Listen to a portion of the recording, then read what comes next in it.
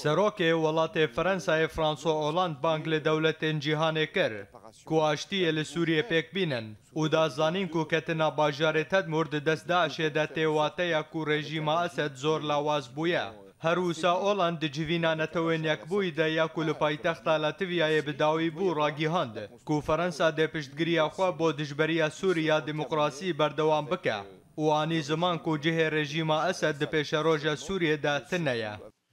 لە ئالیەکیدن بەردەفکێ سەکرتەرێ گشتیە نەتەوەن یەکبووی فەرحان حەق داخویانیەکێدا ڕاگیهاند کو ئالیکاریەن کو ژملەتێ سووری ڕەتێنەشاندن دەکەون دەستێ هێزن ڕێژیمێدا و دازانین کو ڕێخستنا یونسکۆ لە سەرڤەیەکێ دڵنەڕەحەتە. هەروسا فەرحان حەقانی زمان کو ڕێخستنا یونسکۆ بەکۆلینان دەربارێ ڤان ئالیکاریان دکە و دا دیارکردن کو پشتی کو هێزن ئارتێشە ئازاد کامپەکە ڕێژیمێ لە ئیدلبێ کۆنتڕۆلکردن وان هەن ئالیکاریە نەتەوەن یەکبووی د کامپێدا دیتن.